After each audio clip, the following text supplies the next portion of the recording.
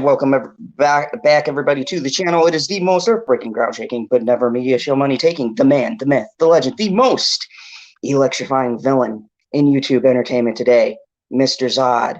And thank you, everybody who is watching. StreamYard sucks in updating me as to how many people are here. So I don't know exactly how many people are here or if my stupid list will update. But with me today, I have a very special guest who I've been talking to. I've been watching their channel now for a little bit, and I said, my goodness, I hope that I can get them on to talk to you guys because they have really great content. And I know some people here from the UK. They're from the UK. They do great movie reviews. So I want to talk about their channel and, have them get out there and speak to you beautiful people. So without further ado, here is the wonderful Purple Valkyrie from Rise and Shine with the Valkyries. Am I correct about that? You are indeed. Hello, yes. Thank you for having me. Oh my God. No. Thank you. Hi guys, great to see you. Yeah, so I've been doing this for a while, and to tell you the truth, I watch a lot of movie reviews because if you guys don't know, at the bottom half of my list, I have my my movie reviews, and so I'm always on the lookout, and I like to watch other people who do reviews to maybe get a different perspective. And I came across your channel, and I was like, wow, this is totally different from how I talk, because normally there's anger and rage after I see something. And you guys are so calm and, chilling and drinking tea and stuff. And I'm like, I wish I could be like that. So, it's funny you should mention that. I actually wish I could kind of have more of the rage behind me. But when I shout, I sound really silly. So it just doesn't work. I mean, the funny part about your stuff is I like how you could convey stuff in such a calm manner. Like even when you're critiquing certain things, I'm just like, she brought a great point, but she's not. How is she not angry about this? But it's wonderful because you guys get your stuff across very eloquently, and that kind of struck me as unique.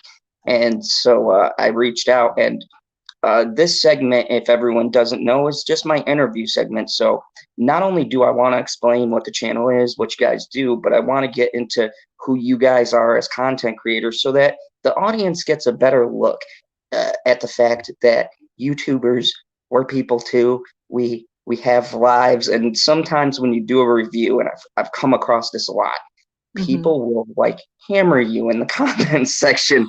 And so yes. So I've created this so that people can learn the creator behind the thing and be like, hey guys, we're all on the same team. But I'm going to say hi to the chat really quick before I ask my first question. What up, Donald? Sorry you couldn't stay. Once again, my best wishes, Donald Darwin. Make sure you guys are sending him love. He's going into the hospital, so for back surgery. Get well soon, Donald. Yes, we love you, Donald. He's so great. I don't know how he does it. He's on everybody's stream. It's amazing. And Cook, welcome. Justice for Depp, how are you doing? That was me, so I'm not going to read myself. Or of Peace, good to see you. Emma P, welcome. Let me see who else. Coffee, hey Coffee, how are you? Let me see. Hey, Shelly, good to see you. And of course, where's Cherry? Is she in here? No. There she is, Cherry K. If you don't know, I have the most amazing mods, but the best person I ever made a mod was Cherry K. She drops links so consistently. I don't even know how she does it, and I always see her everywhere. So it's like I don't know if you have people who mod for you like that, but I sit here and I'm like, how in the world do people who mod, how do they jump between our streams like that? I always love people modding. It's just wonderful. Mods are awesome, and thank you, Cherry. Thank you, sweetheart. And I've also made a lot of other people mods because we have such a great community.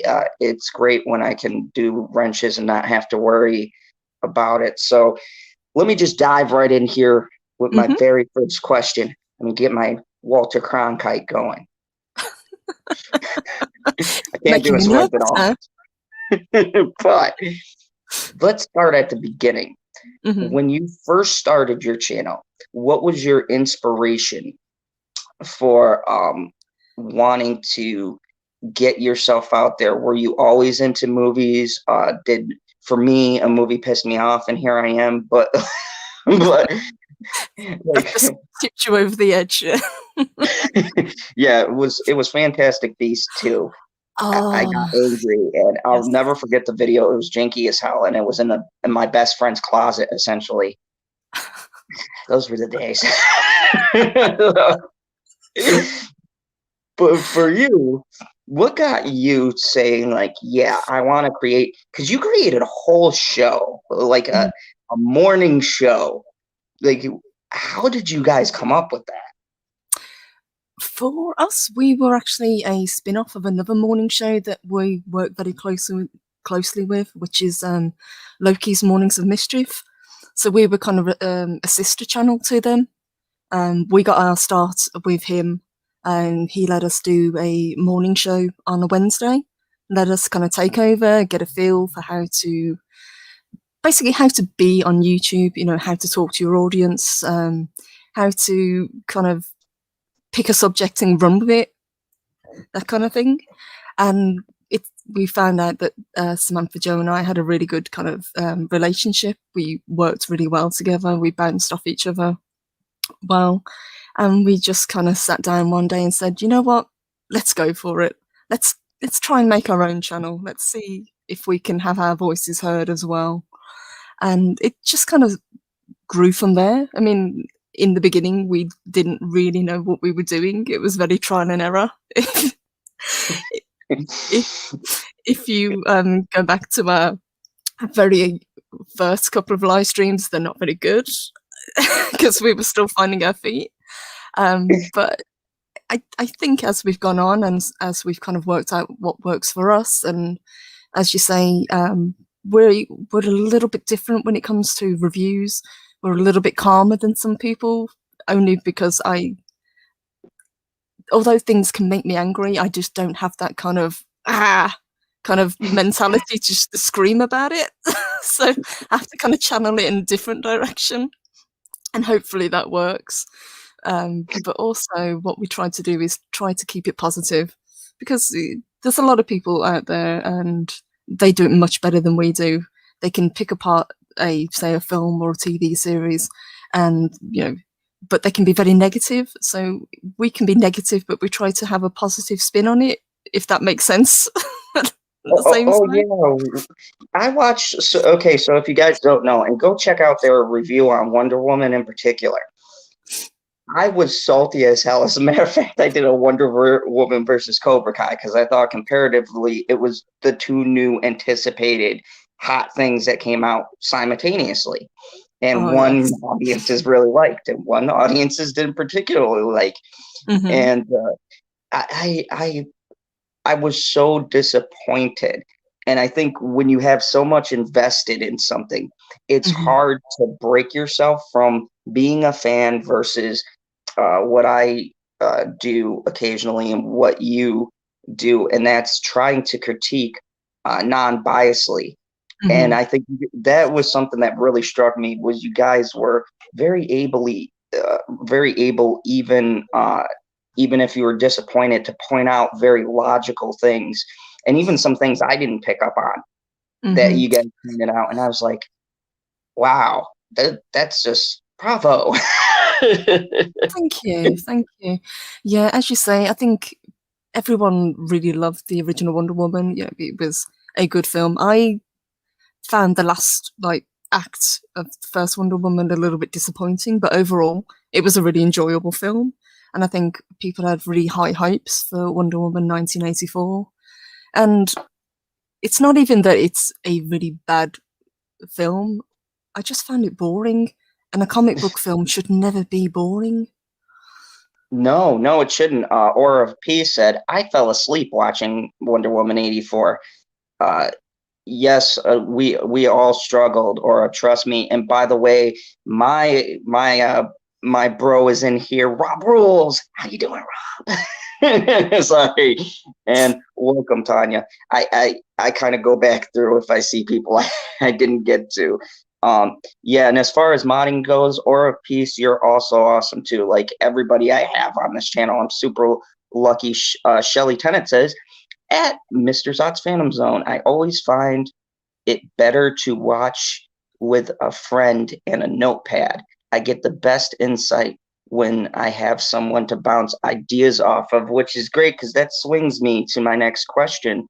Hmm. Do you watch with a notepad or do you do what I do? Because I watch it something the first time and I watch it as a fan, and then I go Hmm. back through the second time and I might take notes whether they're mental or on paper. I tend to do exactly the same thing as you do. If it's a film or a TV series, I will sit down and watch it and concentrate, and kind of in the back of my mind, I will have whatever the first impression was. And then if it's something we're going to review, I will sit down again, sometimes with Sammy, and we will kind of write notes, or we'll be kind of talking back and forth between ourselves on points that maybe she's picked up on or maybe I've picked up on, and it's that kind of back and forth as well. We do that for The Expanse, for example.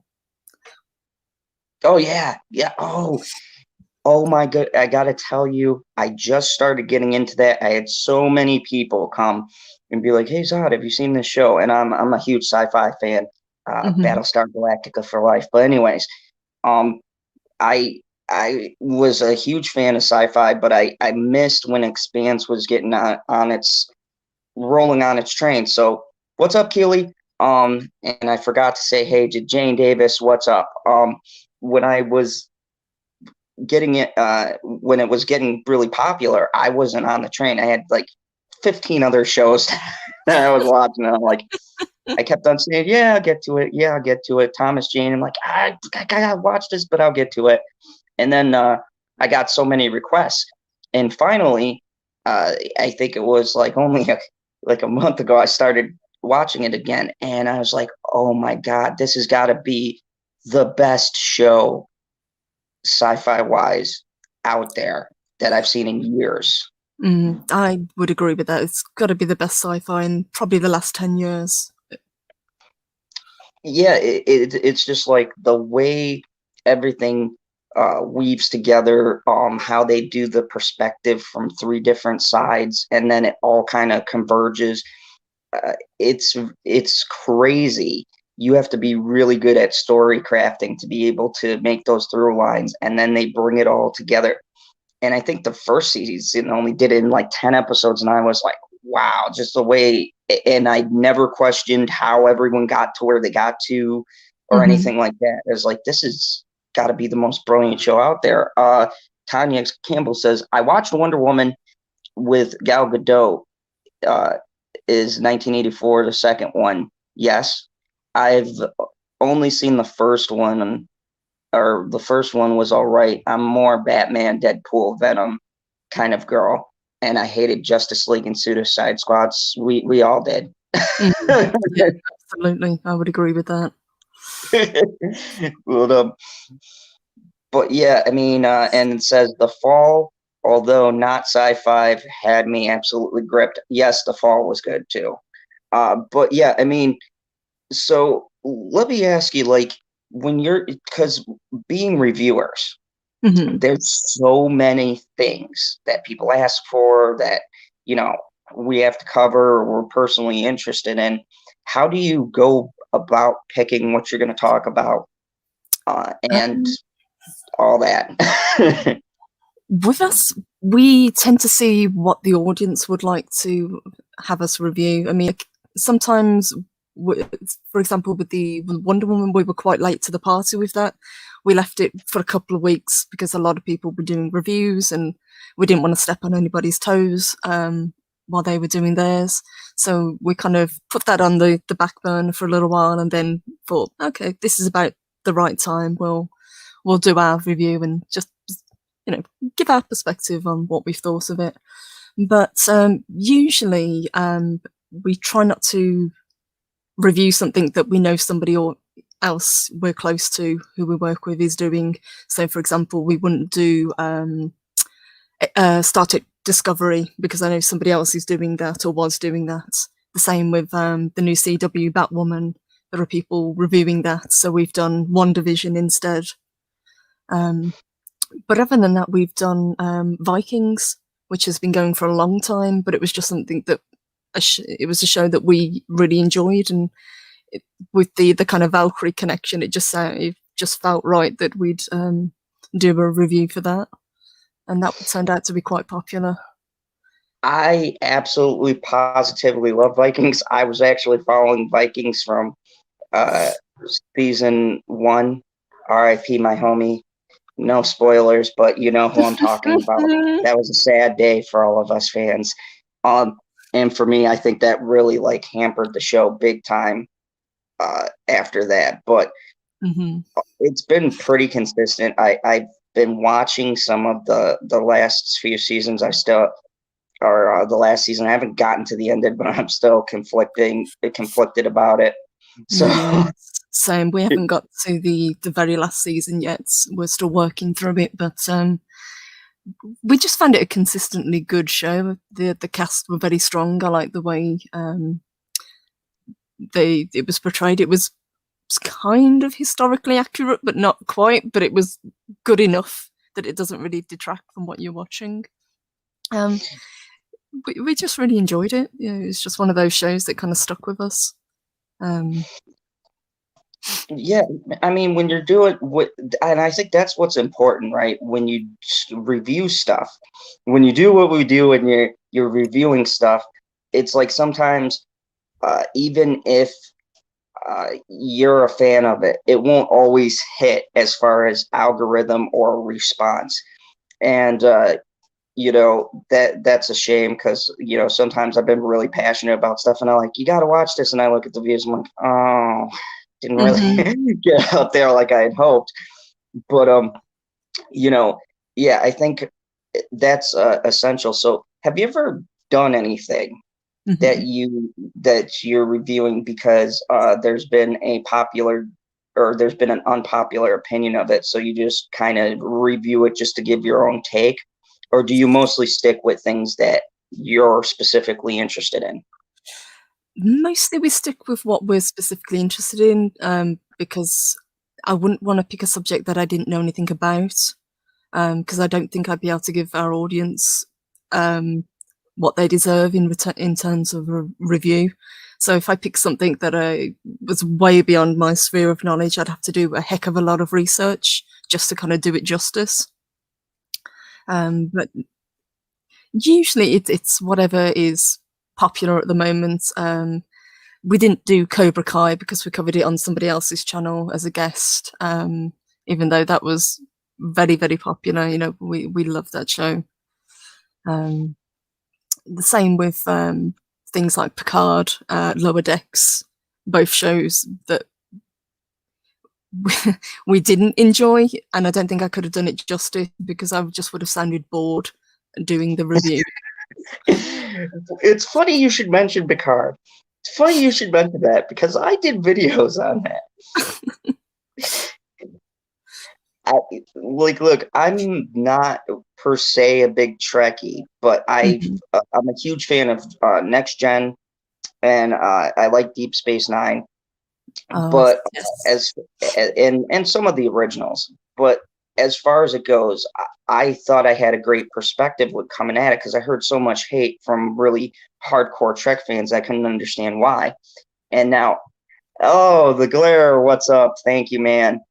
Kneeling before Zod. I appreciate that. Anyway, I mean, I'm not big in the Trek world, but one thing that struck me is I don't know much about everything canon-wise.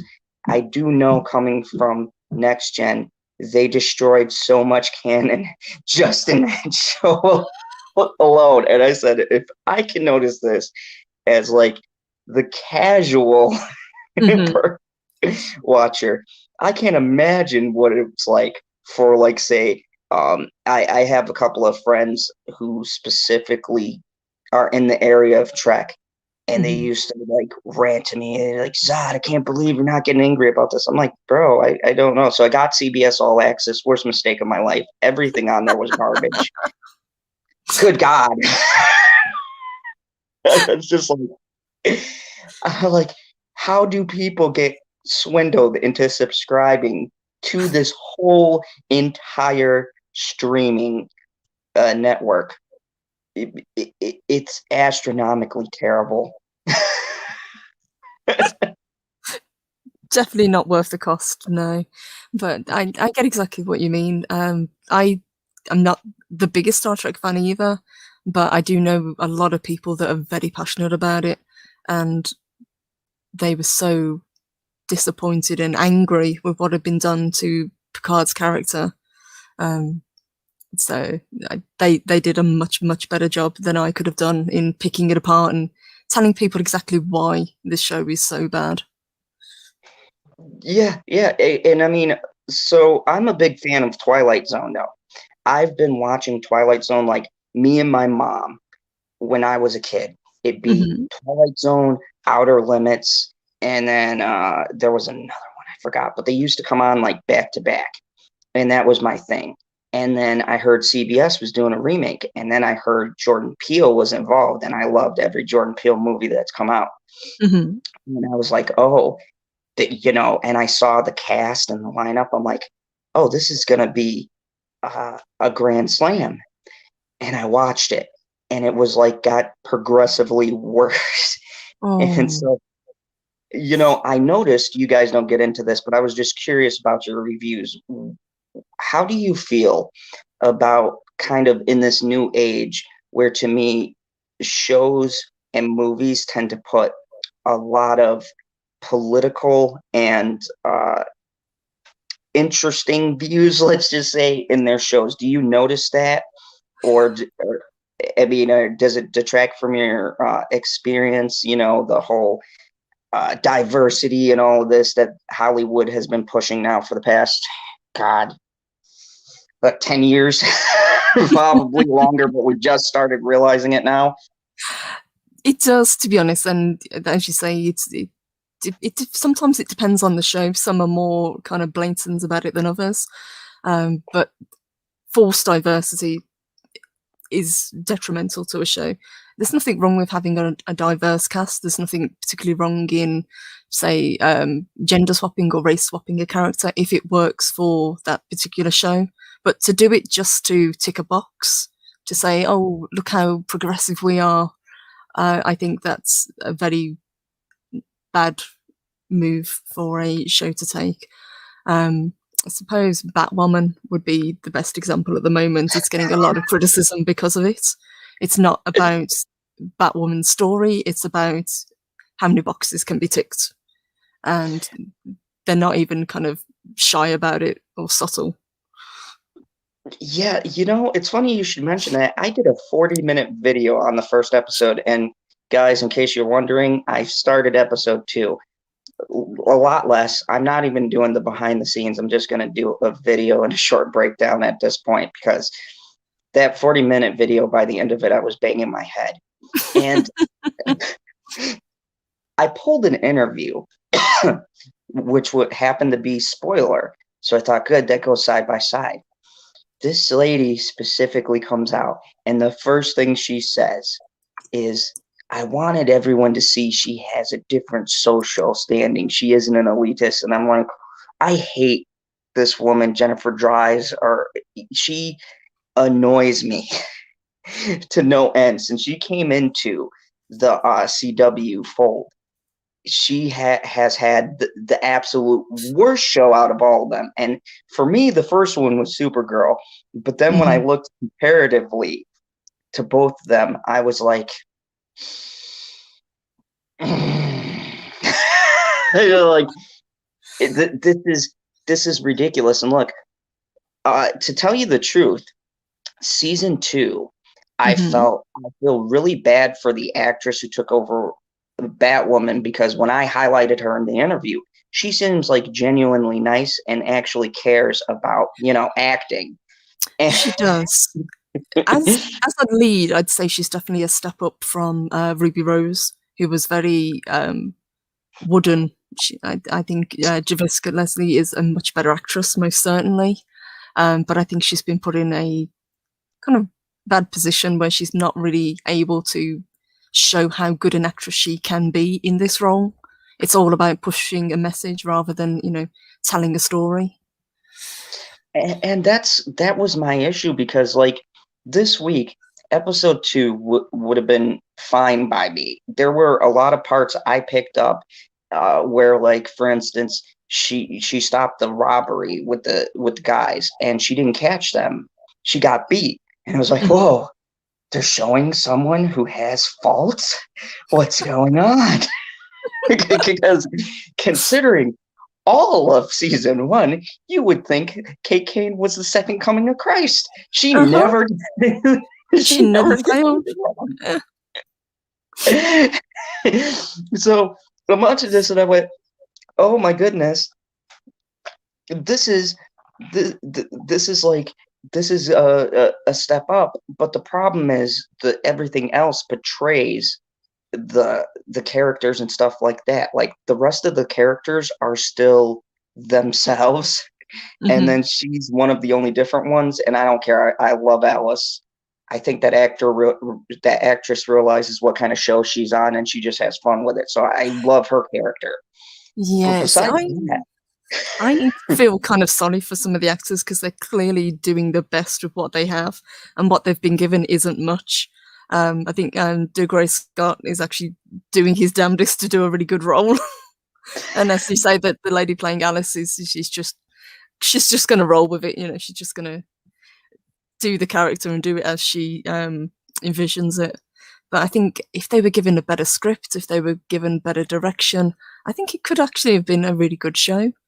But the CW seems to have been on the downslide for quite a while with their various seasons and various shows.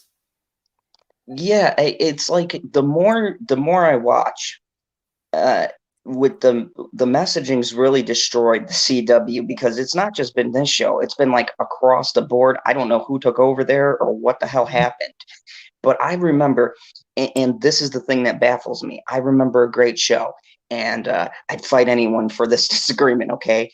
I remember a little show, Arrow. I will never forget when this launched. You see a typical superhero, right? And I'm expecting the normal kind of Batman thing. Maybe he touches the line, but he doesn't. And then they had that magical episode where he's tied up in a chair with his best friend, and his best friend gets knocked out. He breaks out of the chair and snaps the dude's neck. And I go, whoa, did he just kill someone? Yeah, he just killed a guy. I was like, he's shooting people with arrows. What is this magical? And I go, this guy is like an he's almost the closest thing I got to Punisher, before Netflix did their thing.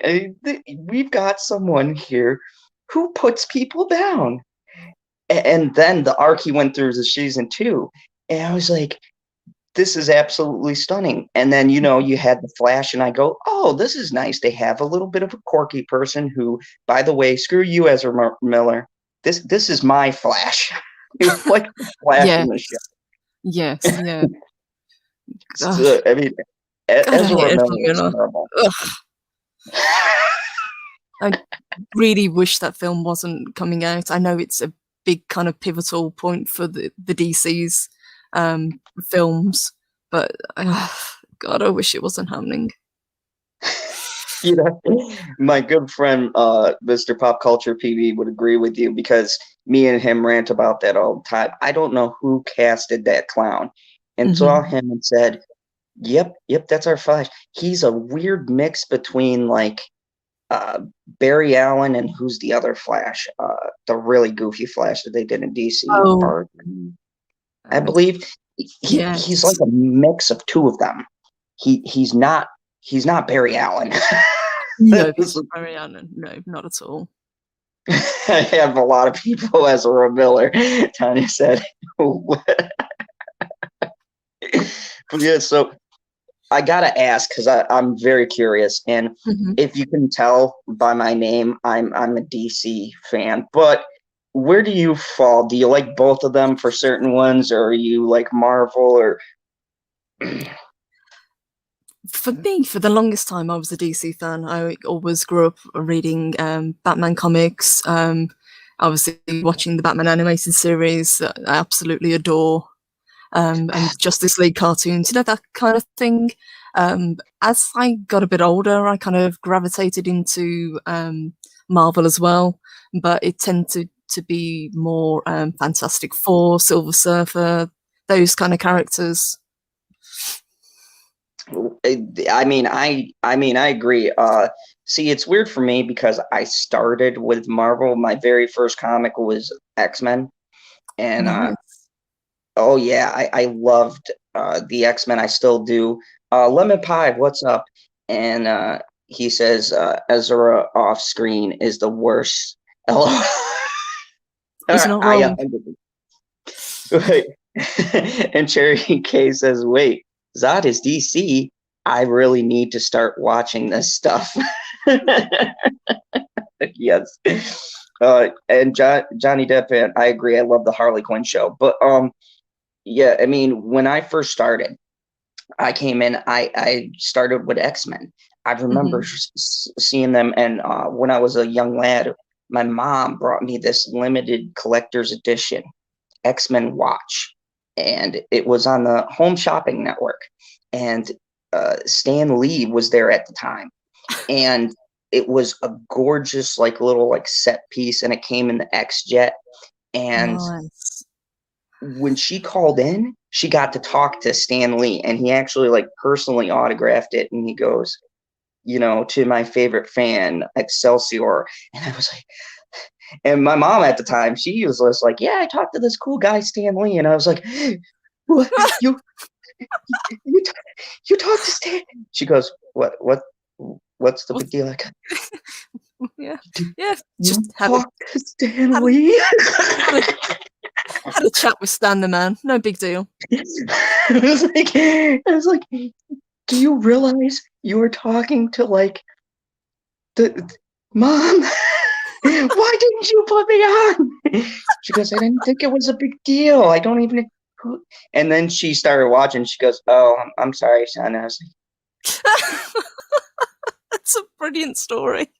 like, so like, I mean, like, yep. So guys, if you don't know, my mom had a chat with Stan Lee. Poor little Zod was sitting there, and Cora had no clue what was going on. Had no clue she was talking to the greatest artist of all time, the man who made some of the biggest characters in Marvel ever. He created all of Marvel, and she was just like, "Yep, I had a casual conversation, no big deal." And Lemon Pie says, "Some guy named Stan." But Oh my yeah, god, that's it was so amazing. interesting, and to speak to its character, Purple. Just imagine this in the kind of world we're living in.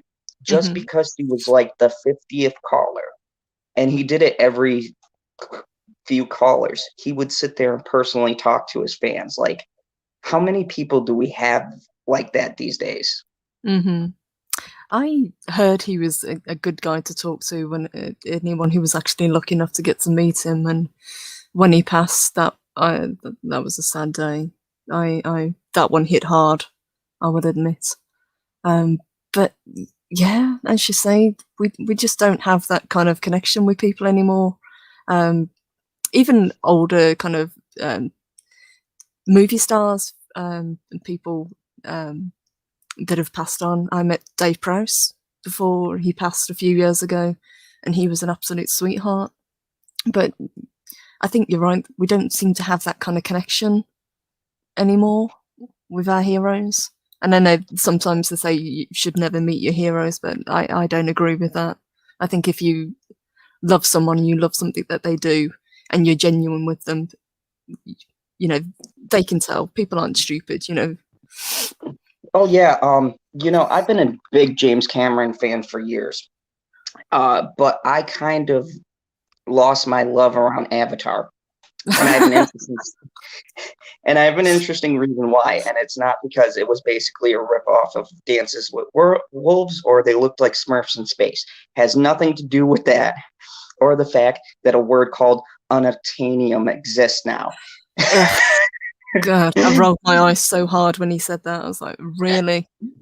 Yes, Unobtainium. Anne Brown has a point. Yeah, Johnny Depp does.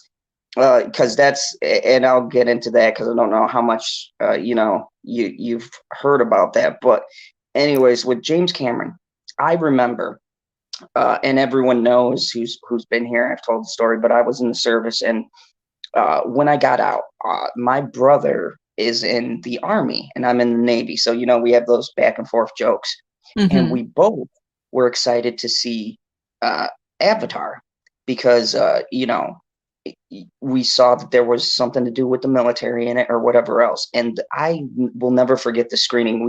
There were literally troops in the audience, and we get to the halfway point, and then when we realize that the movie is kind of bashing the the military, because there's a Mm-hmm. big strong message in that. I saw so many people walk out, and even Oh, yeah. then, It wasn't I subtle.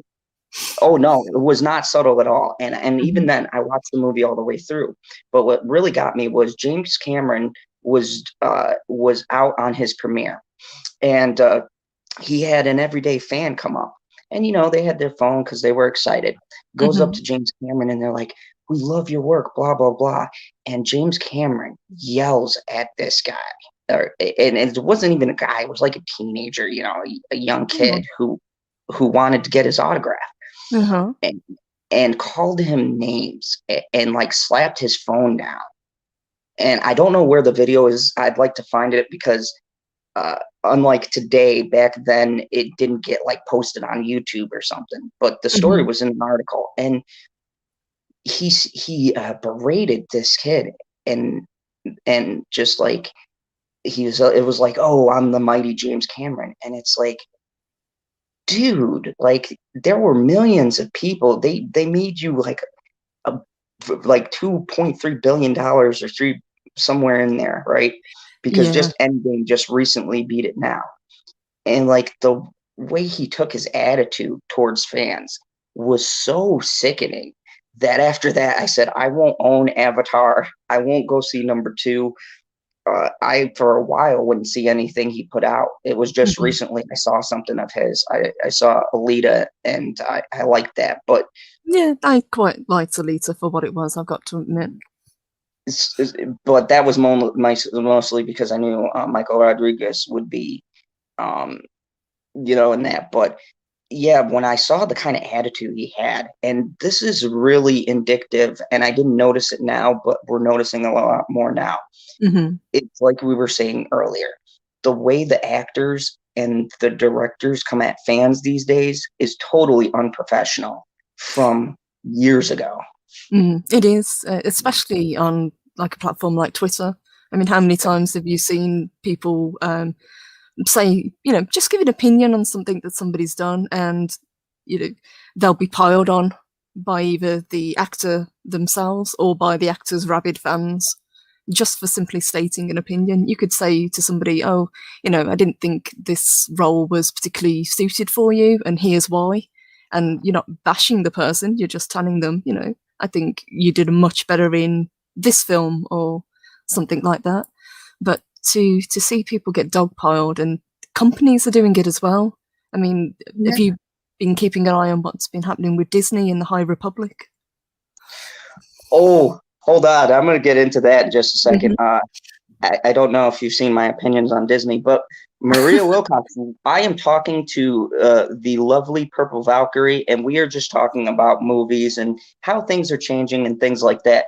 Yeah, when I watched some of these Disney products, and when I see what they've done, I come from the Star Wars universe. Mm-hmm. Rob Rules in here; he covers Star Wars, and I think we really started to notice how uncaring these people are during that divisive slog, The Last Jedi. Once that came out, Oh yes.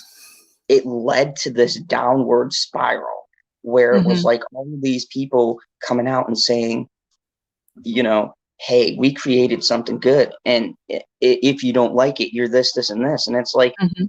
no, you ass. If I don't like it, it's because I don't like what you put out. It's not a personal attack on the actors or the actresses. The movie sucked. Ryan Mhm. Johnson, you're not the second coming of Christ. You No. didn't walk on water. You did a terrible job. You didn't understand the Star Wars universe. You came in all Ryan Johnson and was like, I'm going to go my own direction.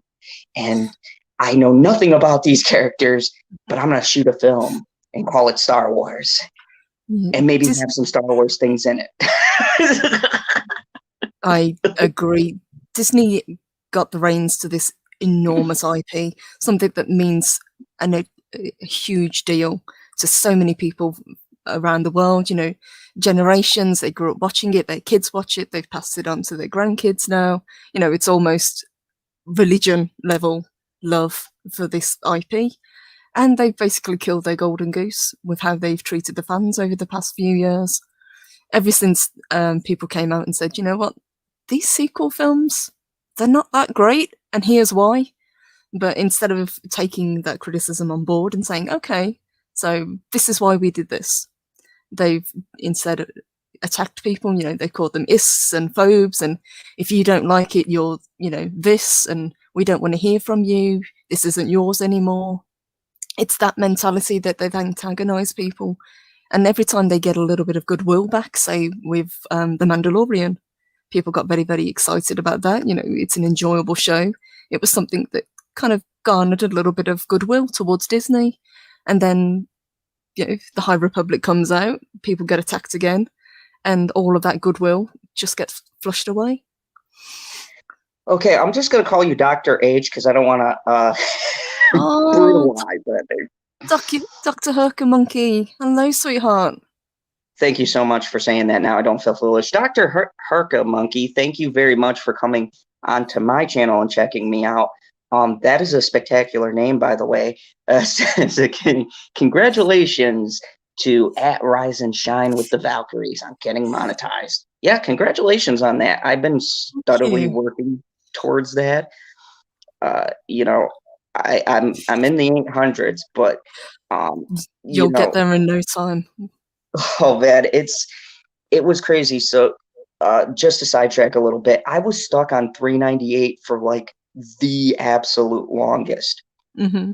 And then all of a sudden it's just bam. And what it really comes down to is I started talking with all of you amazing people in the chat right now in this amazing community. And I had some strong opinions about Johnny Depp and Amber Heard, which I felt very strongly about. So I started doing stuff, really digging into it, talking to a bunch of other people, and getting involved. And it's just been amazing. And, I've been glad too that I could bring a different angle and also make people laugh, because I think when you talk about things like that case and things that are infuriating to people, to have a satirical spin and to Mm-hmm. make people's day brighter, it really helps. Because when you talk about sensitive situations, Star Wars, uh, Depp versus Heard, anything like that, that Mm-hmm. uniquely pisses people off because of the treatment of individuals. Uh, you know, it's very tough thing to walk that fine line. You ever come in a situation like that? Yeah, I know exactly what you mean, especially when it comes to, say, Johnny Depp and Amber Heard, because they've been covered so differently. The spin that's been put on it, and the fact that she's still working. Johnny has basically lost his career because of it. And this, nothing's been settled. This is still an ongoing case. We're still getting information coming all the time, but people have already made their minds up that he is the bad guy. And I think Yeah. that's pretty disgusting, to be honest. Oh, I absolutely, that is absolutely spot on. And when I got into this community, it's so funny because, and I pointed this out in one of my other videos with Canada and a bunch of other people. I cover them and do a little funny satire behind it. But Mm-hmm. it's so hilarious that, like, now that there's an overwhelming amount of proof on his side, and Mhm. things are starting to come out on her. The media stuck their foot in their mouth, and now, and now, they're in a position where they're like, oh, these audio recordings came out, the whole thing with the charity fund. Mhm. She's lying, and the spin is now not saying anything at all, apparently, because there's very few news outlets. They've sort of, even the entertainment sort of going away from that now because they are Mm. realizing they don't know where this is all going to fall. Ann Brown Mm. says, it's the way you take ages to say what you mean. Thank you. Yeah, it's funny how they'll suddenly go silent or backtrack when new evidence is given, but before that, everyone's pretty much ready to kind of have him burned at the stake. But my issue was that she's still been working. He hasn't. She's just been in The Stand, for example. You know what? I'm so glad to have you on. I didn't realize how much our uh, our feelings on these various things line up. But yeah, that was mind baffling to me. And also, there's new Liam Neeson movie coming out that she's in as well, and Hmm. it bugs me that the mindset for Hollywood for a couple of years has been this whole uh, Me Too thing, and that they've kind of hijacked it, and Hmm. anybody could start accusing anybody. And like you said, you put it perfectly. They've created witch hunts now. Uh, Yes. it, Going back, it's oh just no, what were you gonna say? I'm sorry. sorry, sweetheart. Just to bring up another actor that basically lost his career because of it was Kaz Anwar from The Expanse. He was accused of doing something. No proof was ever brought forward, or at least I've been following the case, and nothing has really kind of come of it. But because of accusations and because there was kind of so much pressure put on him and put on The Expanse to get rid of him, and it kind of all blew up on Twitter. Yeah, he lost his job on that show. And Tanya and Dee and have brought up a good point. Yeah, he's been working on his own productions. Look, I Hmm. like how they say his career is over, but he's gone to independent films, and um, you know, he was working on these, prior to all of this happening. What I find amazing, and I don't know if you've heard of other people that maybe I haven't, but when they say that, when you start going into independent films, these idiots think because you're not in this ridiculous summer blockbuster that you're Hmm. not doing the next Fast and Furious 18, that your career's done. And to Yeah. me, blockbuster films are so hollow. Like, what? Well, I think blockbusters are kind of going the way of the dodo now with what's happened with obviously COVID. Hollywood's basically had to grind to a halt because production can't go ahead. You know, huge blockbusters that would have been released last year didn't get released. Everything's been put back. I think if he is now getting a successful career in independent films, that's brilliant. Because he is a talented actor. I know people made a huge deal about him losing his role on Pirates of the Caribbean, but let's be fair, at least the last three Pirates films have been pretty terrible anyway. So does it really matter? Exactly. I think, and my dad was on my stream on Saturday.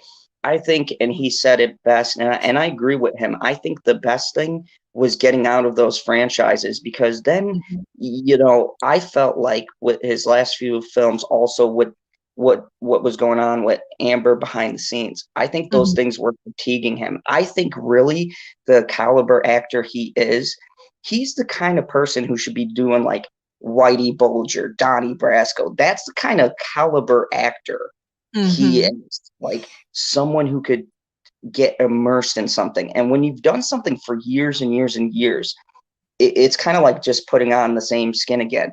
But actors like him, the really great actors, they flourish in going outside of what they're comfortable with, and creating a whole different persona out of whatever role they're given. he is, and he is a talented actor. I mean, you think of all the roles he's done, everything from Edward Scissorhands. He did the singing role with Sweeney Todd. He can do the serious. He can do the jokey, drunk pirate on Pirates of the Caribbean as Captain Jack. He is a very versatile, talented guy, and I will watch anything that he's in. Yeah, I know. It's just like and this just isn't him. Like I covered and I brought up some new news, like Kevin Spacey, that whole thing. That whole case, most people don't realize because it kind of faded from public eye, but he was acquitted of that. And Mm-hmm. he settled with someone, and it came out that the accusations wasn't true. And what struck me about him was the fact that Depp, unlike most people who get accused, he actually fought for himself. I think Yes. that there's this mentality in Hollywood now because of how it's gone. If you don't go along with the story that's being portrayed, if Mm-hmm. you refuse to get on board with whatever the talking point of the week is, they start to relegate your roles. And so many of these guys, these amazing actors, get caught up with that. Look at Chris Pratt. I was so Mm-hmm. disgusted by Yes. that whole thing. Me too. Yeah. Just because he wouldn't say either way, he was, he didn't want to get involved, and why should he? You know, it's what he does is his own business. Yeah, I mean, it's like they want so that you look like you're a team player. They want you to come out and say all of Hmm. these things. I'm on board with this. I'm on board with that. And now what's really a shame about what's going on with the new Hollywood is that they've lost the sense of, and we were talking about it earlier with the old Hmm. classy actors, right? Back in the day, you Yes. didn't know what their politics were. You didn't know where they stood on diversity or race. You just knew they made great movies. They came Hmm. out and they said, "Thank you, mom. Thank you, dad. Thank you, brother and production team." And that was it. Now the Emmys and the Oscars have become such a joke because when you turn it on, someone spends half an hour talking about nonsense about Hmm. the environment and social injustice, and it's like, I don't give a shit about that. I just want to hear who won Best Picture. Why are we Yeah. wasting our Yeah. I think Ricky Gervais said it best at that award show. He said, you know, nobody cares about your politics. We don't want to be lectured. Just come up, get your award, say thank you, and go.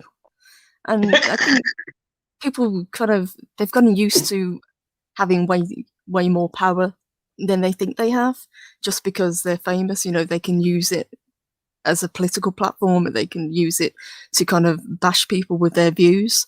And if you disagree with them, well, you're the enemy. Um, but I, Yeah, I, I, absolutely. I, it seems to be swinging the other way, especially in the last maybe 18 months. I think people are getting very disillusioned. People are getting sick of being browbeaten. If you have a opinion that doesn't kind of go with the mob mentality, and like you were saying, you can apologize even if you've done no wrong, but it doesn't matter. If you apologize, then that means you are guilty in their eyes, and they will never let it go. So Yeah, sometimes the best thing to do is to stand up and fight. yeah, and it's so wonderful, uh, with creators like yourself and other people that I see that you take a very just logical and to the point kind of a thing. And my whole question also too, because we're both reviewers and you do really great reviews. Have you, like me, because this for me was highlighted during that Captain Marvel fiasco, uh, Hmm. are you not disgusted with the absolute left turn that reviewers have taken since I don't know, it's got to be since Ghostbusters 2016? Like reviewers, is it just me, or do you notice the complete and total lack of one reporting the facts of the movie or giving you anything relevant about a movie, and Hmm. two, uh, almost a manipulation of critical acclaim for some things? Yeah, so a lot of reviews seem to be kind of fluff pieces, they seem to be bought and paid for. So even if the movie is terrible, it will get glowing reviews. Rotten Tomatoes is probably the worst example. Most of these reviews are just absolute nonsense. But if you believe them and you go onto that site, you think, oh my god, this film it's tracking in like the high 90s, whereas that's the critical reviews, but the actual people who have watched it, it might be down in the 30s. So what's with this huge kind of difference in opinion, and Yeah, why? it's the disparage between the numbers. Mhm. It used to be pretty close when they first came out, and then as the years have gone by, the gap has been so clear between like what uh, high level critics, blue checkmark critics have to say, and Mhm. between what the actual people seeing it have to say. It's just uh, baffles my mind. Deanne said, uh, exactly, Purple. Half of those stars in Hollywood didn't even finish high school. So why do uh, I can or why do I care what they think? The see one side and that's it. I agree completely. They're so kind of ingrained in this Hollywood bubble that they just don't know what's going on in the bigger world. I think a lot of big stars are very sheltered. As you say, probably from a young age, they've always been told yes. I think somebody else, Anne Brown says, ass kissers. There's a lot of people that will just tell them what they want to hear. And the first time that somebody gives them an opinion that they don't like, it completely throws them.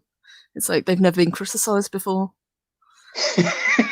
that's that's exactly it.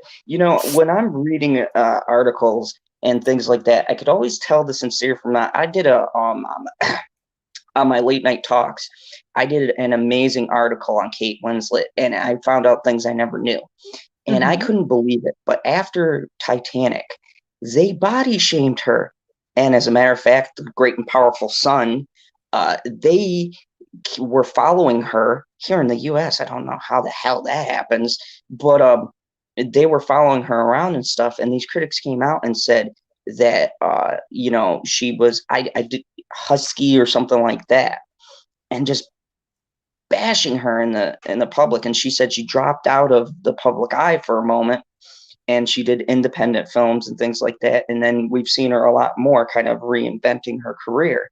Hmm. And I thought to myself, it's kind of ironic because here they are talking about how everybody's special, you know, treat everyone with reverence, and then they're berating this poor woman. And when I saw her when I was young, I was like, "Whoa, who's that?" Oh, she was stunning in Titanic. There was absolutely nothing wrong at all. She wasn't overweight. She looked lovely, I thought. Um, and she was probably one of the better roles in Titanic. Not my favourite film, I've got to admit. I don't think it aged very well, but I like Kate Winslet. I think she's a talented actress, and the amount of hate that she got and sometimes still gets is ridiculous.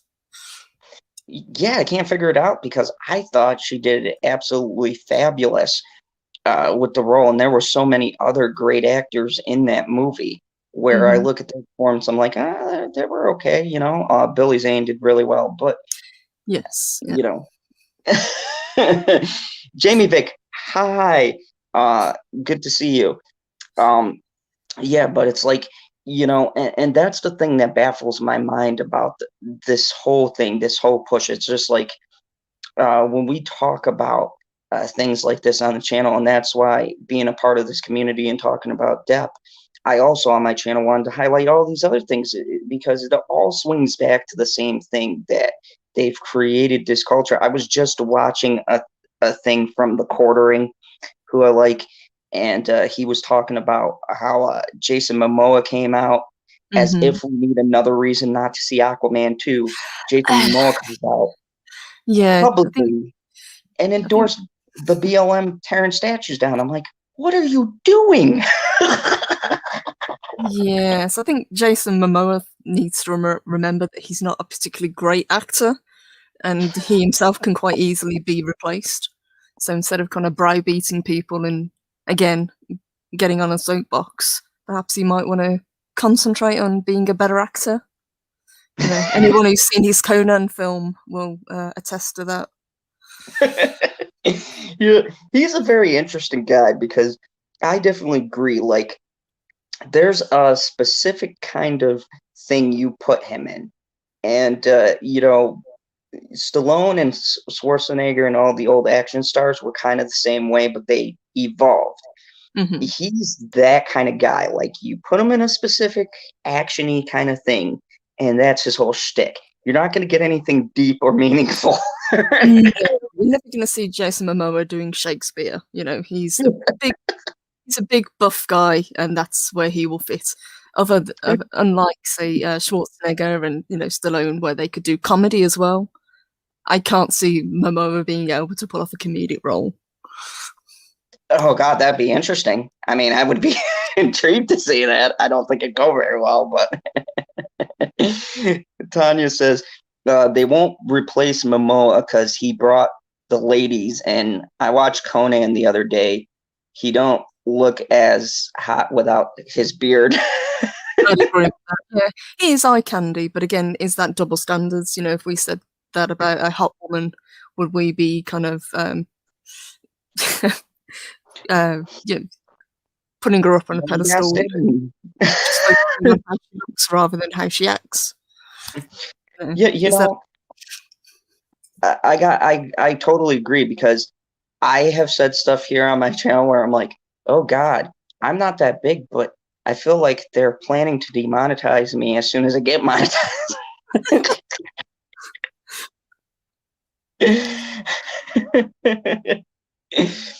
But yeah. So my other question to you was, out of and this is a particularly interesting one.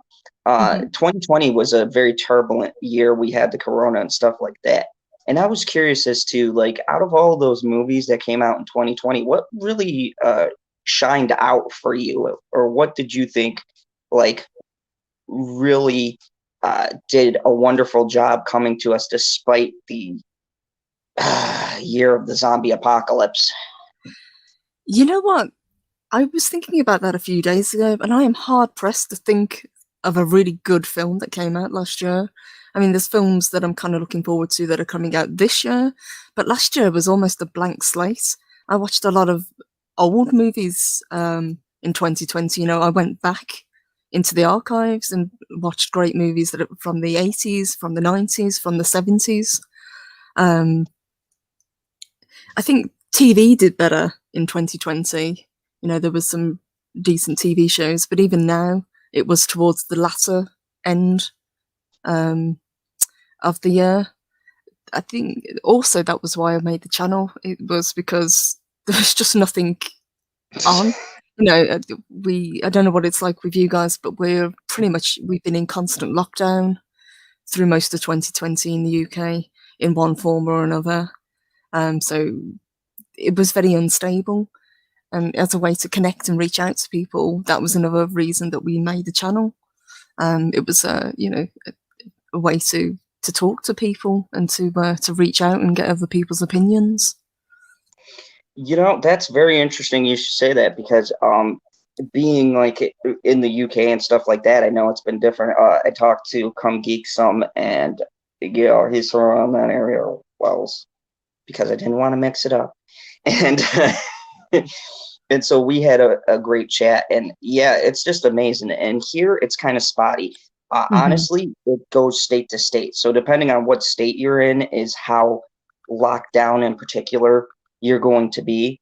Hmm. And it has been really interesting. Like, when I first started doing this, I could always track something by the box office. I had Odin's movie blog on here, and he taught me kind of his system, and went through how he judged it. And I'd be damned if it wasn't the most accurate way.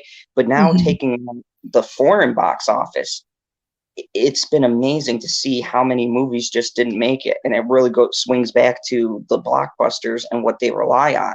Is Hmm. without that foreign market, it's just everything in 2020 just basically crash and burned as far as movies go.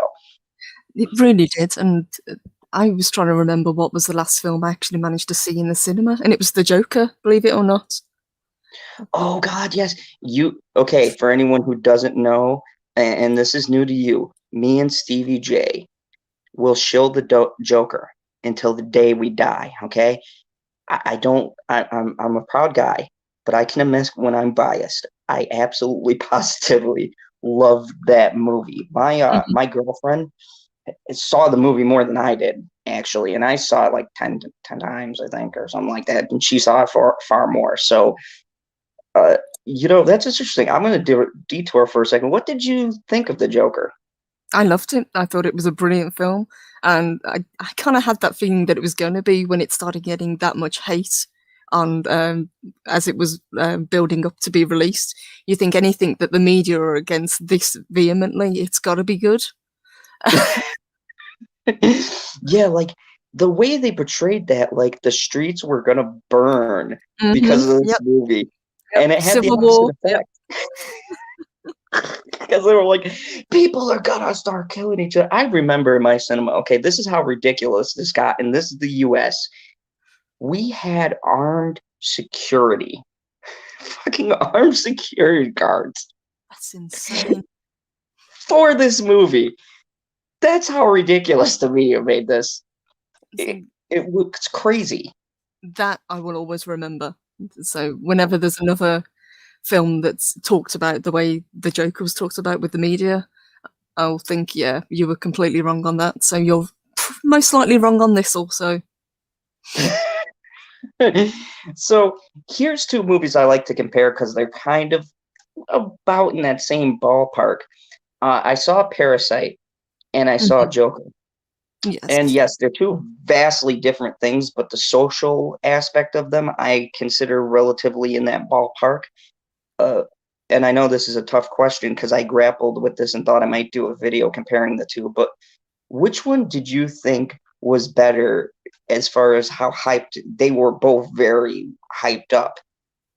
Which one did you like more, or did you not? Did you see both of them, or I did see both of them. Of the two, I still prefer Joker. I like Parasite, but I think it was a little bit confused in what it wanted to be. You know, it was horror, it was sci-fi, it was a little bit of comedy, it was a little bit of family drama. Um, Although a great film and really well told, I think it was just a little bit muddled. But I think Joker was a much tighter, much better written, much better acted film. I have to agree 100%. Shelley says at Mr. Zod's Phantom Zone, we should shout out Emma P. So close. Shout out to Emma. Um, I don't know what you're close to, but uh, you go get her. Oh, you made 605. Congratulations. You know, Congratulations! yeah, that's great. Make sure you go show Emma P love. And Jamie Vick says most actors seem to think that because people go to see their movies, people are interested in their personal opinions, which is not the case. Actors are, for the most part, uneducated. I'd agree with that. I mean, you think of an actor like De Niro, for example. No, He's very he will browbeat people and lecture people, but he's really not that smart.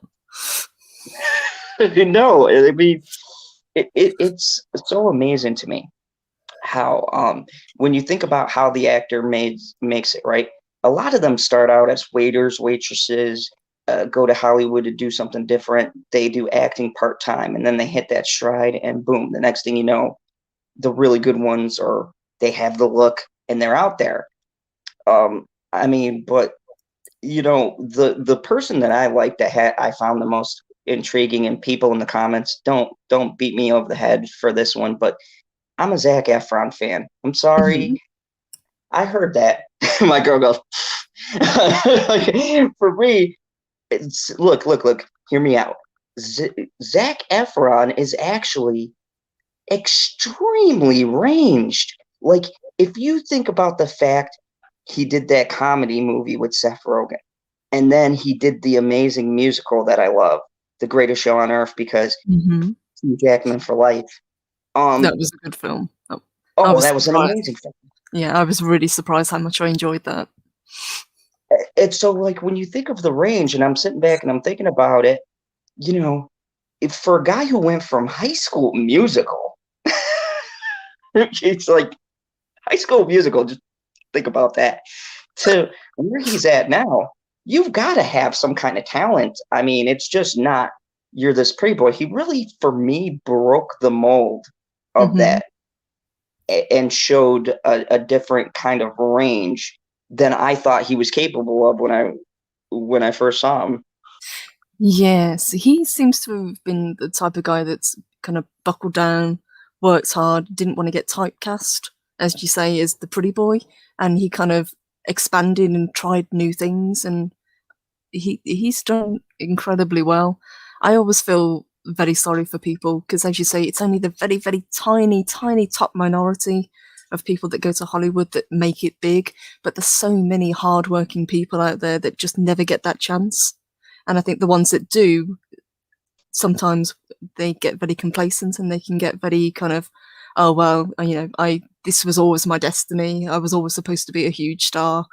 I think they forget just how lucky they actually are to do what they do. Oh, without a doubt, I 100% agree. Tanya says, I think Ricky Gervais is a very educated man, though he doesn't do serious roles. I've always found that weird. Yeah, the way he talks, Hmm. he is so smart, and he's actually surprised me because you have someone like Adam Sandler. Hmm. I followed his career. My dad absolutely hates his Netflix movies and pretty much doesn't like anything he puts out. And that's fair. Adam Sandler's a particular taste.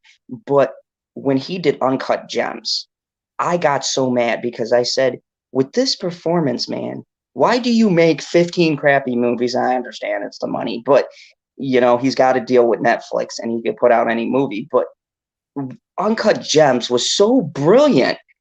And like here he is actually acting. I did a review. It was like and he released that movie around the big Joker twist. And I don't want to give anything away if you guys haven't seen Uncut Gems, but Hmm. when I saw the end of that, I was like, that was it. I It was, I love it when in quotes comedy actors do serious roles. I mean, you think Robin Williams, bless him, he did 1 hour photo, and you always think Robin Williams, is a joker. He does silly roles, silly voices, but to see him play such a serious role, I think that was pretty amazing. yeah, Robin Williams was another one, and that movie at the time got so blasted by critics, and it was actually a really intriguing movie, like a great look into the mind of a stalker. Yeah. Like creep and you know about that movie, I wasn't on board, but then there was this one particular scene. I think when he was doing the photos and he gives them back and he does it's a very small scene, but he does this smile. And when he does the smile, it's so creepy. And it's your Hmm. first glimpse when you look and you go, there's something not right about this guy. And I think it's like in the very beginning of the film when Hmm. he's developing this family's photos. And I'm like, yeah, this is making me feel uncomfortable. Because up to that point, Robert Williams is like Mrs. Doubtfire, the genie. Yeah, this is the guy that was in a Disney cartoon. It's like, oh, okay, this is different. um, uh, OP says, I don't think it's necessarily the actors sharing their personal opinions that's the problem. I think it's the way they go about it and whether they are respectful to difference or not. Yep, I absolutely agree with you. I 100%. yeah. Shelly says, the very first thing I saw with I hate when this jumps off. Okay, there we go. The very first thing that I saw with Robin Williams was The World According to Grant.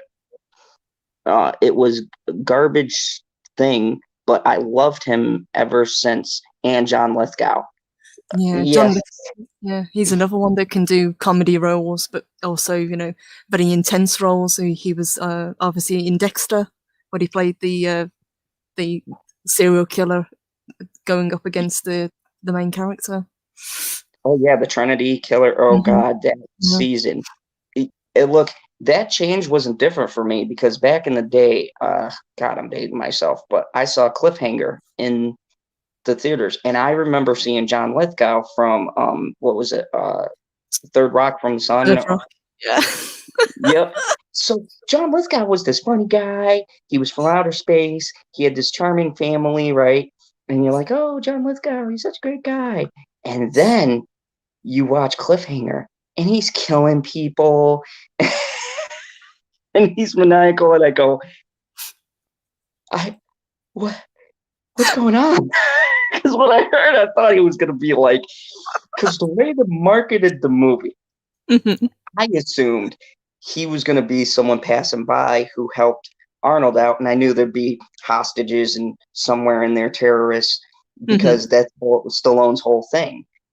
But then when he turned out to be the villain, I was like, what's going on? And that's when you kind of first saw his range because he played that so well. Like, he did. He really kind of got into that character. I think the first thing I saw him in was that really bad Bigfoot movie. Do you remember that? Harry and the Hendersons. Oh my God.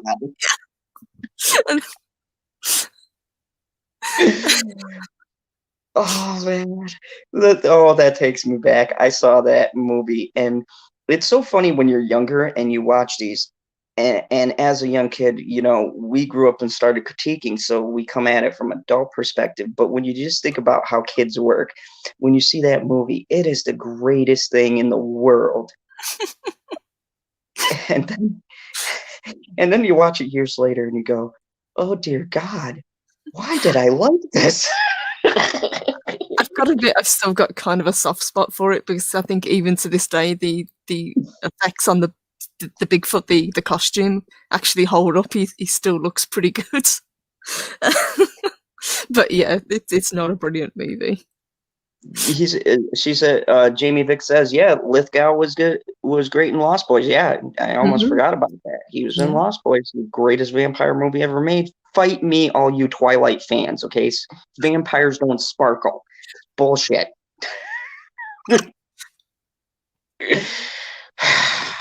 That dark rabbit hole. The Clara says, there's no such thing as Bigfoot movie, is there? Not yet, no.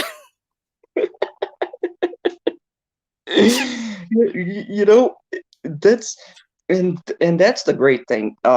I'm sure you guys have never seen this, and Marvel would like to bury movies like this. Back in the day when Zod was a young Zod, my dad has this guilty pleasure movie, and he showed it to me, and it was Howard the Duck. That movie. Yes. It's so amazing. So amazing.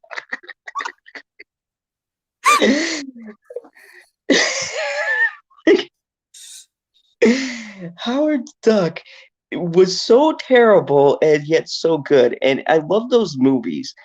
And they, when they were making this, they had to have known this movie was never going to be taken seriously.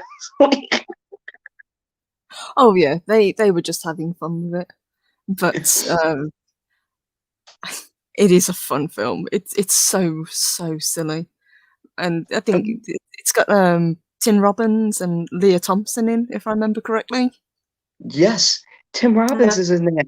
You got these great actors, and you're just looking, and you're like, this is the great Tim Robbins, okay? Before he went wacky and off the deep end in the political spectrum, like really off board. He's still a great actor. I mean, Mystic River. You look at his Shawshank Redemption, all these great films, but then you look and he's did like Zatanna, Howard the Duck, Green Lantern. I mean, it's really astonishing. Shelley says at Mr. Zod's Phantom Zone, there's your next movie review, reviewing our favorites from when we were kids and how much the perspective has changed as adults. You know what? I might actually do that because it's quite interesting when you think That's a about great idea. what's that?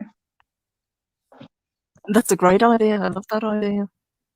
Yeah, because when you think about how we think as kids, and then when we get older, look, um, Tanya, you saved yourself. If you've never seen Twilight, don't even be morbidly curious. Okay, I'm gonna go into a rant for a second. I apologize, but my ex dragged me to every one of these goddamn movies.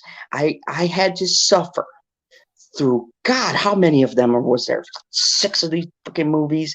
Too many, With I think is the answer. There was no plot. There was no structure. There was no lighting. There was no dialogue that made any coherent sense. There was just hot people turning into things, horribly cringy lines, freaking vampires sparkling. But the best moment in this whole painful ordeal, the best moment of this whole painful ordeal was when I was in the last one.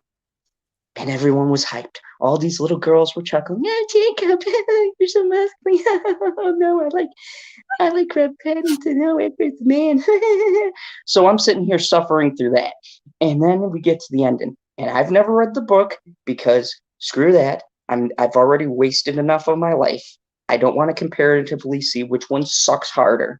So apparently in the book, you get to the end of the Twilight, and there's this big epic battle, and I go, oh, finally, these movies led to something interesting. You know, there's werewolves fighting, people are ripping people's heads off, and I go, oh, okay, this is going to lead to something great. And what happens? Everyone universally got pissed off, and it was a glorious day for me. That was the only movie I came out smiling because all of these teenage kids and these little girls got their heart crushed because it was all a dream.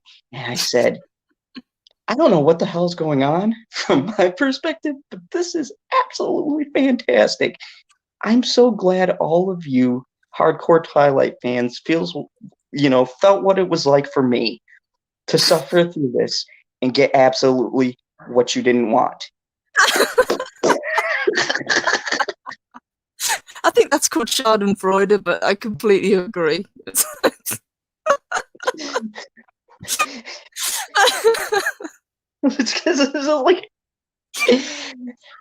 like, I wasted my time, and the only silver lining I get out of this whole sad, painful story was that I finally get to the end of this abomination.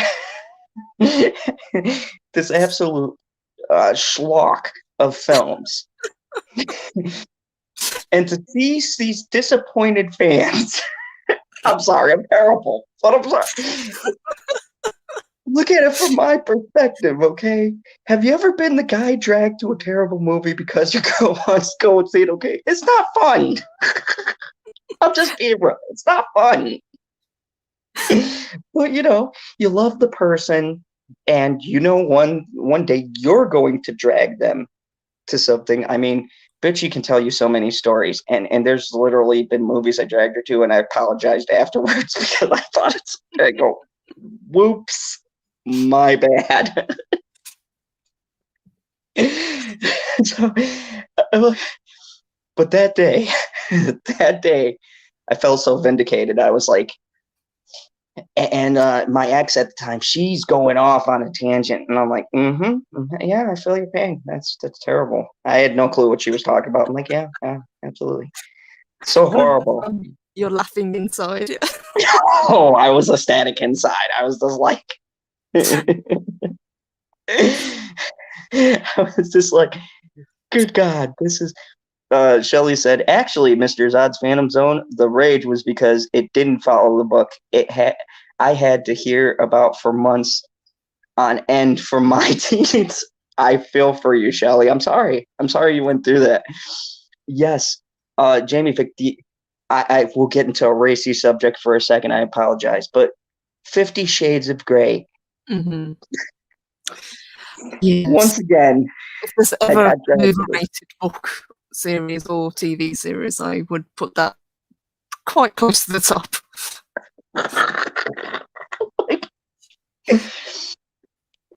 Can I just ask you, how in the world,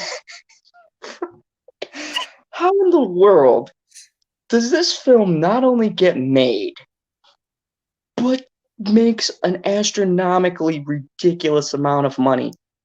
Purple, how does this happen?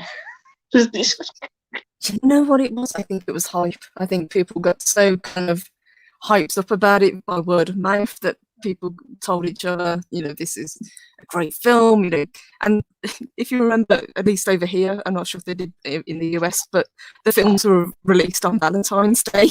So, couples were getting dragged into these damn films on Valentine's Day.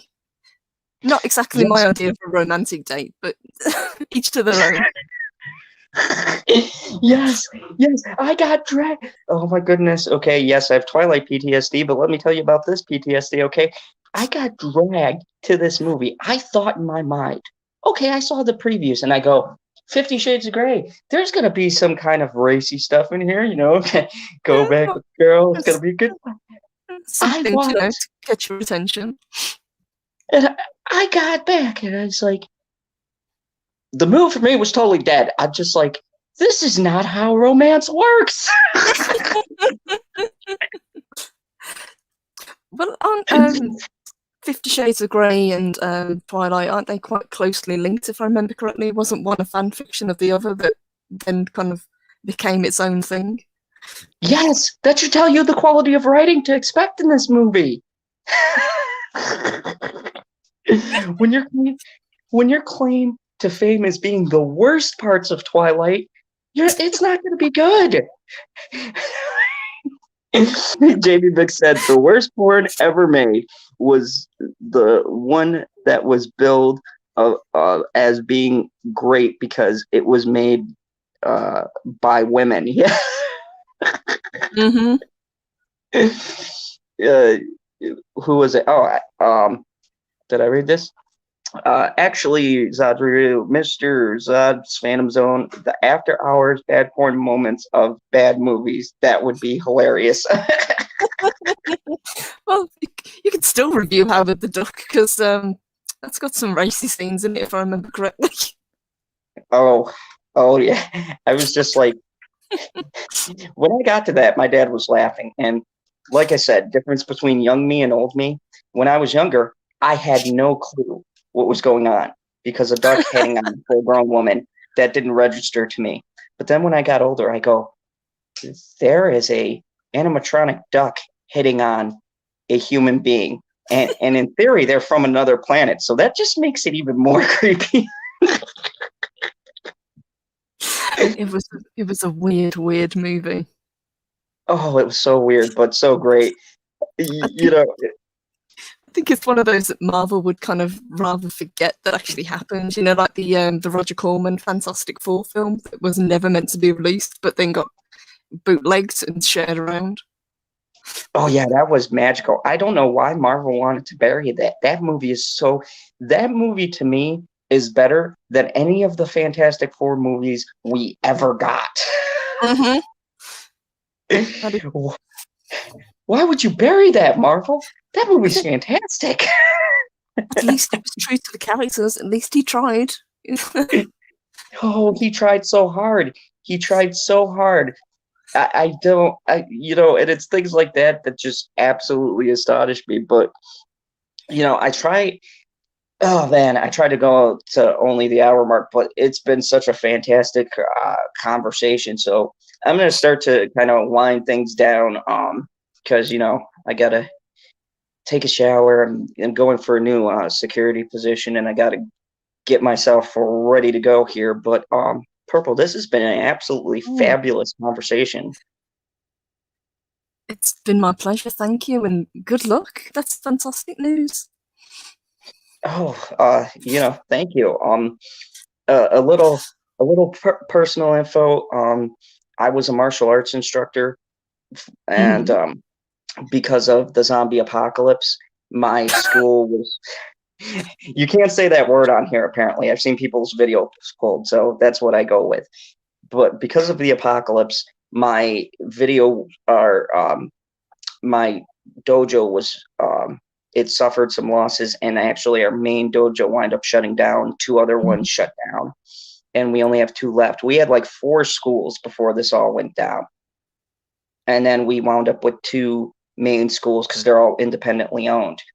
And I was, I was in the service and everything else, so that was kind of my line of work. And because of what happened, I had to bounce from a factory to grocery store and things like that. So I'm finally really happy with being able to go into security, because I've always been wanting to protect people. That was kind of like what I did, and I felt I've been grossly utilizing those things. So I'm really super excited. I just I don't know. I guess it's why I like Marvel and DC. I've always had a kind of hero complex, I think. So No, that's brilliant. Congratulations. yeah. So I mean, it's really fantastic. But I wanted to do this earlier instead of 2, because actually the rest of my stuff that I'm doing is at 2. So I was like, yeah, get you on at 11. I'm hoping that's earlier your time. Most of the great people who have been here can enjoy your pleasant voice, and we could have some fun. So It was my pleasure. Thank you. Thank you for having me, and huge thank you to the chat. You guys are amazing. oh yeah, we got a wonderful chat here, man. Like, everybody talks to each other. They have great constructive comments. It's really floored me. I haven't been a guy who's been in, when I've had conversations, been in the 20s, the 30s. I think last night I had 100 and something. I haven't been that person. So to see the community come together and interact, I think one of the reasons why I started doing this was because, like you said, I noticed fan backlash, and I wanted to come on here and be able to talk to people and kind of have a community that can joke and laugh with each other's in the comments and be like, oh yeah, I seen that, do you like this, and that kind of a thing, and then I can interact with them. I think really, as creators, that's what it should be about, right? Absolutely, Interact. yeah. The last thing that you want is to get trapped in that kind of bubble where, the only opinions you get are the same as your own, getting stuck in an echo chamber. So I think YouTube is a great tool to be able to interact with people and hear other opinions. I will never bash somebody else's opinion. If they say they love a film that I hate, more power to you. Oh yeah, yeah. People don't know the story, but I had my buddy Chris Knight on here, and he actually, he doesn't praise The Last Jedi, but he liked it. And he explained his reasons so well, and gave actually some decent points. And like, yeah, he goes, I didn't like this, this, and this. I agree with what you're saying, but this is why I particularly didn't have a problem with it, say. And when I heard it, it was like great. And me and him have been doing stuff ever since. So it's one of those things that, like, you don't have to agree with the person necessarily on everything. And I think that's where we've lost, as far as media, talking, communication. I think that's where we've lost everyone, is like, people now are being conditioned that if you don't like what I like, screw you. And you even have normal people saying this to other normal people. And it's like, no, the whole process since the beginning, the whole point of debating has been, maybe I give you something, maybe you give me something. And at the end of the day, we take the two things, and maybe I come to see your point. I might not like it, the film still, or I might not like your view, but I go, you know what? I didn't see that before. Thank you. I'm glad you brought this to light. There's been a lot of people come on my videos and they say, oh, you got this fact wrong. And I respond to them right away. I go, thank you. I'll look more into this, and the next video I make, I'll make sure that I have my fact correct. Because if I'm wrong, I want to know. I don't want to be spouting the same information and it's not right. Yeah, absolutely. That is so well said. You can come away with a different point of view, and I think that's invaluable. And as you say, we've kind of lost the art of the debate, or we've kind of gone away from that. I'd like to see that come back. Yeah. I think that it's heartwarming, and it's great when I can see so many people, yes, who share my opinion, but they also are interacting with each other and they're going back and forth on different things. And I can pull that from the chat too and look at what they're talking about. And it's such a great, fun thing, because when you have like a lot of people, even if it's 13, 20, whatever the case, and you have everyone interacting, it's, for me, that's always been like a wow moment. Like, wow, all of these people are like engaging with each other. They're engaging with me. They're having a good time. And that's why I brought you on, because I looked at your chat. I'm like, wow, like, you guys are talking away, and you had people in there talking about different things and bringing up points. And it's like, I want to kind of get a, a wider community of doing all of this stuff and seeing other people and interacting with other people. I mean, that's my goal for wanting to be higher up. It Hmm. it's never been, I work another, so for me, it's never just been about, oh, I got to be monetized and make all of this money and all of this stuff and be balling. That's A very wise person said to me, if you're not having fun on the channel, then there's no point doing it. Yes, it's great to get numbers, it's great to get monetized, but if you're not enjoying what you're doing, then you're doing it for the wrong reasons. I completely agree. Yeah, one good friend of mine I used to talk to, he started doing videos on Bollywood, and he just did them because they got the clicks.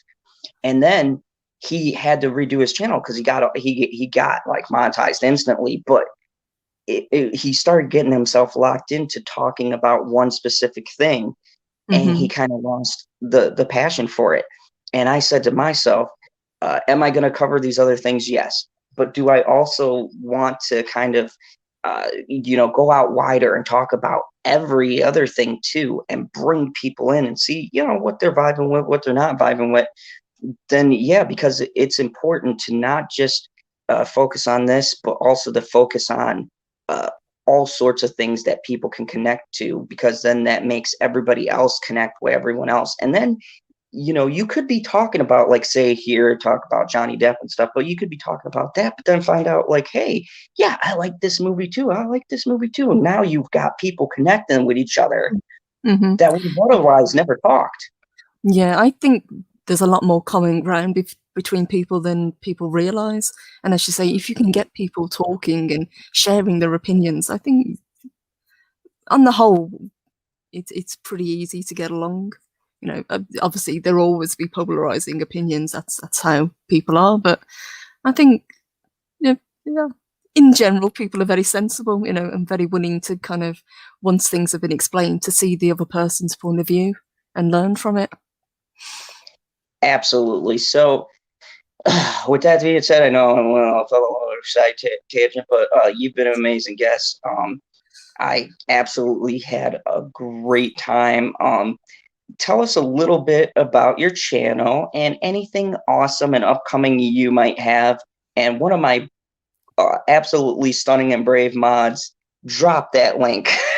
The mods have been amazing dropping the links. Thank you guys. I really appreciate it. And thank you for having me. It's been an absolute honor. Yeah, as you say, we are Rise and Shine with the Valkyries with my partner, Samantha Joe, the lovely Sammy. We generally do shows 10 a.m. Central every Monday, Wednesday, and Friday. So tomorrow's show will be our Expanse review. Friday, we've got the lovely Clobbering Times, who's in the chat. He's going to be our guest. And then Friday evening / Friday night, we're actually having a huge party because we've just been monetized. So I can't wait. Ooh, yeah. Which I'll drop in there and leave Please some do, yeah, yeah, I will. leave some love for you guys in the Be comments, because that's just fantastic. Which, by the way, watching your content, congratulations, you guys absolutely positively deserve it. You have some great conversations and things like that. So, Thank really you. good. It's great to see channels that are so awesome, and people that talk sensibly, that actually get noticed by a wide group. And Clobbering Times, thank you for coming over into my chat, and good luck being on with the Valkyries, man. Yeah, Clobbering Oh, Times, he is a great guy. I can't wait to have him on. He's a good friend. I was actually on his channel last night. And then the other place you can find me is our channel that we work closely with, which is Mornings of Mischief with Loki. So huge thank you, General Zod, for having me on. And I think the only other thing I can say is kneel before Zod. That was just fantastic. I can't even follow my plug, but man. Thank you so much. You're welcome. I really appreciate that. If you guys don't know, I haven't set it up yet, but I'll start doing it tonight. I've just been busy because I'm finalizing my thing with the security thing. But finally, the Lady Autis, I see you in the chat, Tiffany. Finally, I'm gonna get her here for her interview. She's an amazing channel. She has such a unique view on everything, and the way she chooses to cover not just JD but other subjects. I can't wait to dive into her story and how she got started with the community, because on the whole, I've been doing a thing with interviewing everyone who does coverage on JD, so I'm highlighting every channel. And hey, Tiffany, there, yeah, you're still in here, yay. So I'm gonna have her on tomorrow, and Thursday I'm gonna have my favorite Australian brother on here, Stevie J Reviews. So he's gonna come from the outback and riding on his kangaroo, and come by and drop in and talk to all of you fine folks. And then Friday is our late night talks with me and Pop Culture PB, the very cultured, funny guy that he is. That's a joke.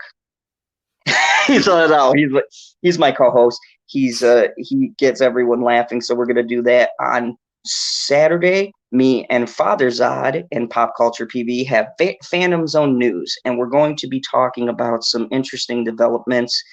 Zod's father got secret info from the person who does the hit TV show Warriors, Hun Lee. He started talking to my dad. They've had phone conversations and stuff, and so he's told him some stuff. And Father Zod asked, "Is it okay if he talks about it on my channel?" And he said, "Yeah, go ahead, it's fine." So we've got some info about stuff that he's shooting, and a very big thing that's being released that nobody knows about yet, based off of a hit graphic novel. So I can't wait to drop that one on Saturday, because no one in the news has grabbed it yet, but it'll be some very juicy stuff. So I can't wait to do that. And of course, we're gonna cover some more JD news. And yeah, I think that's everything. Wow, busy week. Really have got a busy week. That's fantastic. Yeah, it's been crazy. I actually had to get a calendar and start writing stuff down because I forget things. Like, so it'll be like, hey, did you know we're going? I'm like, oh crap, I almost forgot about that. But anyways, yes, people like Papa Zod, thank you, and everybody else. The stunning and brave Purple Valkyrie said it the best. Remember the only rule here in the Fandom Zone: kneel before General Zod.